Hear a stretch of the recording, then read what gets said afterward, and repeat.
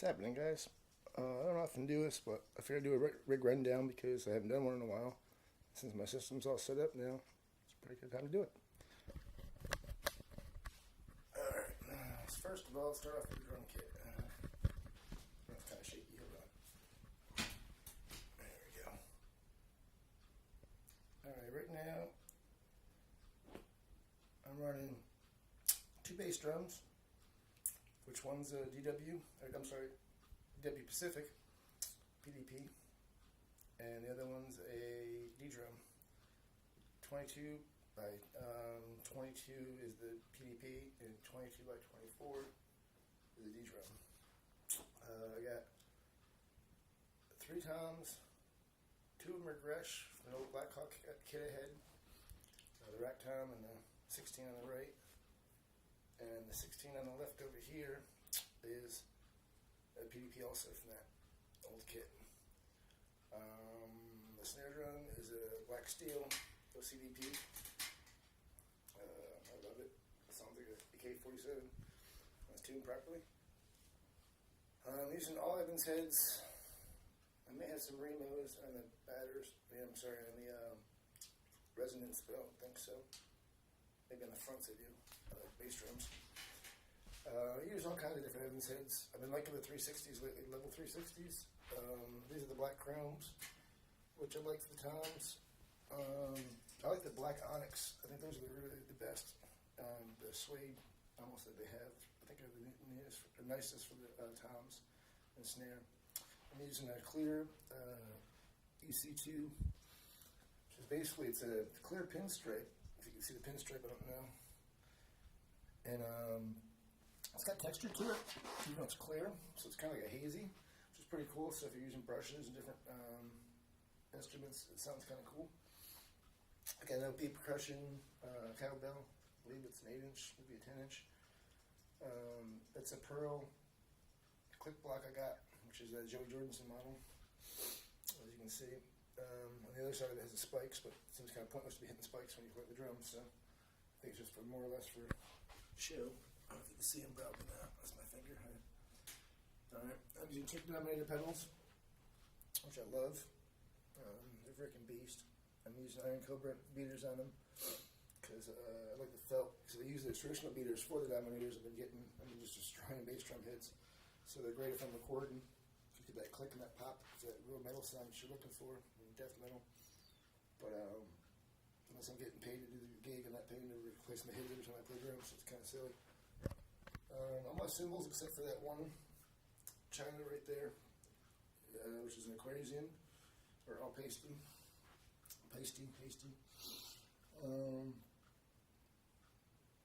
The crashes, there's an 18-inch crash, a medium crash with an alpha.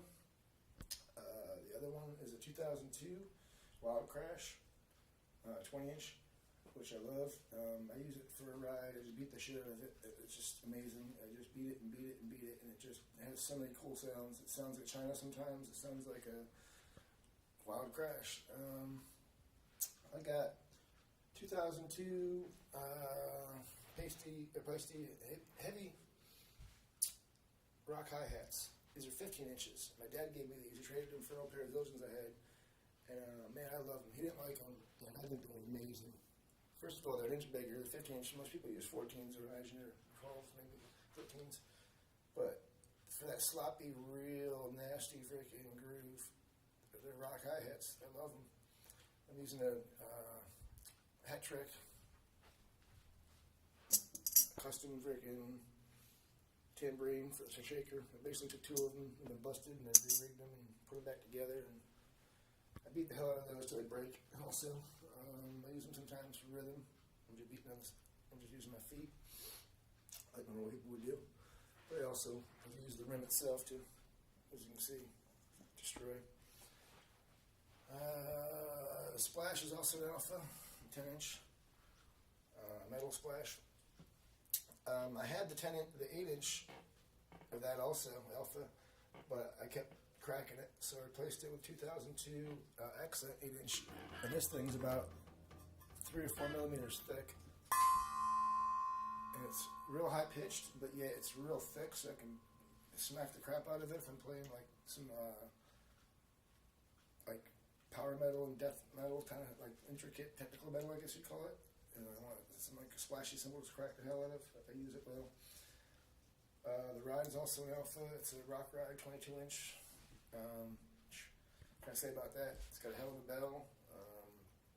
It's got that ring I like. I could use it as a crash when I want some like really like gongy kind of like crashes. It's fucking great. Just replaced this. It's a PSG. I think it's a PS3. PS5. It is a PS25. It's 18 inch. China. That's the only cymbal I just replaced it a couple months ago. Let's see if I can see from underneath. The PS25. Right there. I just replaced it about a couple months ago. And man, that's the only cymbal I've had from Jersey that I brought down here that I still had in my kit. I've been beating on that thing for at least freaking 7-8 years, man. I got it. That was one of the first cymbals I bought, so I've been beating on it longer than that. Almost 10 years, the thing's lasted me. And man, if anybody hears me play, you hear me hit the China, so you know what I do with the China boy. I just beat the hell out of that thing. So I love that one. Yeah, that's everything with the cymbals. Yeah. Rock and sock stool. There's an LDW 5000 stand. It's converted. It's attached to the mount to the bass drum, so I can keep it close to the pedal for the bass drum, left bass drum. So I want to ride the hi-hat, because most people who play metal drums, especially a lot of metal double bass, don't use the hi-hat too often. They either leave it open or closed. I like to do both. Sometimes ride it, sometimes just lead off the left. Depends on what I'm doing. I like the left tom to be over here, as opposed to having two to the right that normal people would have them normally. Just because it looked kind of goofy before, and it took me about a month to kind of reconfigure playing all the little stuff I could play to the left. But once I got used to it, it was much more comfortable, and I didn't have to reach as much, and I could do crossovers much quicker and faster, and get to everything much easier. It's just everything's compact, everything's where it needs to be. It's loud, it's heavy, fast. Good, love it. The only thing I like to do is replace all of them with like one type of kit. I don't know what it'd be. I haven't decided yet. I like a lot of companies. I like Crush. I like, anyway, I'm not going to get into stuff for life. Anyway, next thing I got is going into digital stuff. Here's the big 16-inch monitor. Just got it yesterday. I got it on sale at Tiger Direct. They're going out of business, the stores themselves, so Rick and I said, hell with it, now it's time to grab one. Trying to get my wife to get one also, she didn't want it. She's still complaining, of course, it's too big. I got the same 5 KRK speakers, just got them off the desktop, and I put them on the Rockets. I put those on the stands I got yesterday, Pro Line stands. I had the Pro Lines for the old stands for the old Alto speakers I had. I took those back, they're just too big and just too loud. And I was afraid everybody's going to blow them because everybody come over here and party and have a good time and go crazy. And I was afraid they're going to just do stupid stuff. Everybody wanted to control my volumes. I had 3 or 4 knobs, so it just caused problems. That's the crate that my friend DJ gave me a long time ago. The guy actually, that D-drum he gave me. It's a 15-inch PS, 115 HP. And by the way, if anybody has one of these or knows where I can get another one just like it, man, I want one bad. I know they're not too expensive. It's a vocal PA, as you can see. I don't know if you can see the actual amp itself on the speakers, but there's a 15 in here. There's a square rectangle cone here, and there's a rectangle small tweeter there. So it's for vocals. And man, this thing's loud. That's a Optimus equalizer and a 500 watt amp, I believe. The big little brother from another mother, Josh owns. He had it, was getting himself in trouble with it, so he brought it back over here to me. I had the equalizer and I had the crate, but I didn't have an amp to push it. And I got all of it at the moment. That's a 4-head amp. Sorry, dog. He's mad at me. Sorry, Travis Burger. Anyway,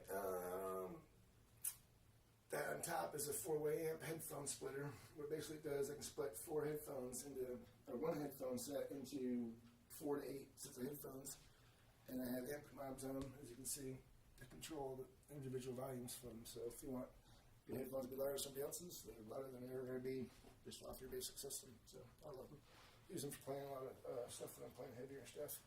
I don't want to just blow out the whole neighborhood like the sound. What else? Oh, I got the KRK 10-inch woofer yesterday. That's also the thing I got. I need to have badly.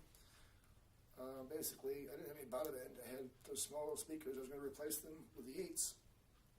And then one of the sales people at Guitar Center, a good friend of mine, takes care of all my sound gear.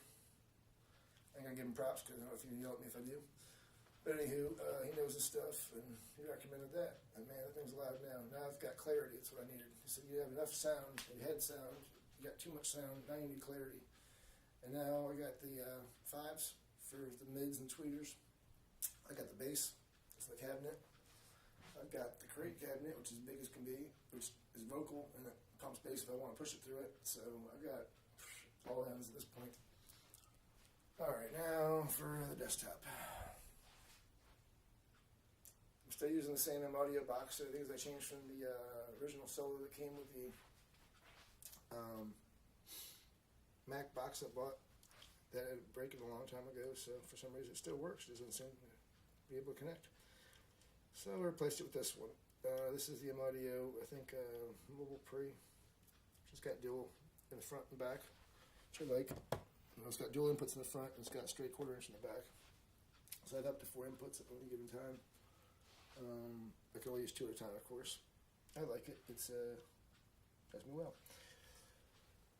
Got the Novation Launch Key Mini. I use this in tandem with the Launch Key Mini, the Launchpad Mini. I did work with Ableton Live Suite, which I also just upgraded recently. It's on sale right now till April 14th.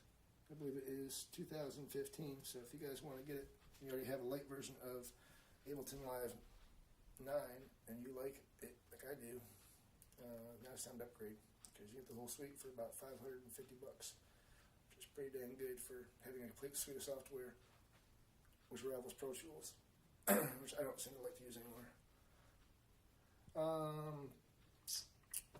Wireless Microsoft mouse for a Mac, go figure. I'm using a Western Digital 2 terabyte hard drive. I don't know if you can see it. Everything on my desktop is black, like always. Because I'm Batman. Because it's my favorite color.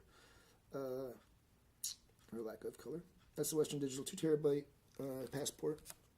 I got a couple more single terabyte passports I use all the time. Keep all my data on there. That's all of our audio. I got a Mac Mini that I've had since the beginning. I've upgraded the RAM just fully to 16 gigs. I didn't see the need to get a bigger terabyte hard drive in there. It's got 500 gigs there now, and I don't put anything on it except for apps. And all the stuff goes on here, so there's really not much sense in having a terabyte of information go through all the time on your computer. It sits there. It's faster for access, of course, but I didn't really need it. I don't think. I think that's it. Yeah. Oh, a Zoom microphone, of course, can't forget this. I'm using a Zoom Q2 HD right now to film this, by the way, but I can't show you, of course, because I'm using it. This is the H2N. I bought this. This is the first thing I bought when I bought my Mac. And man, what can I tell you about this? This is my whole studio right here. I do all my drum recording with that. I don't buy mics. I don't buy, as you see, I'm playing straight open. I can put that right there anywhere in the room. Depending where I'm in the room, it's going to pick up and sound like you're standing in that spot for that microphone. I can make it record live recordings. I had a smaller room than the one I'm in right now. As you can see, it's not too big.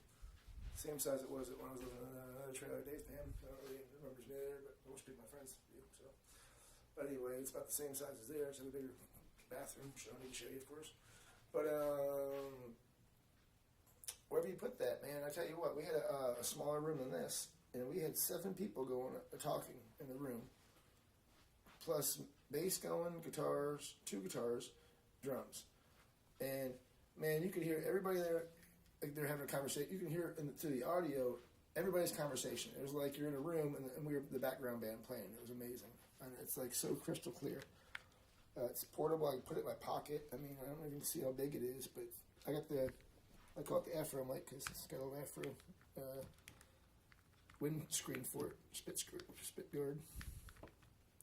Here's the actual camera, and man, that's it. Not camera, excuse me, the recording device. And you see, it's a little bit bigger than a pack of cigarettes, and It's got inputs, it's got outputs. You can use it for a vocal mic. I got the accessory kit for it, which has everything from a tripod stand, that windscreen that came with it, of course. Man, it does everything. It puts everything in an SD card for you in the bottom, just like the camera does. They both fit in your pocket. You can sit here and I can record everything with this right now. It records up to, you can use up to, I think, a 16 gig card in there, but it takes 1 minute to transfer 1 gig. So you do the math. If you're going to do a 60 gig card in there, it's going to take you an hour to transfer all your data over in that card, which will take you forever.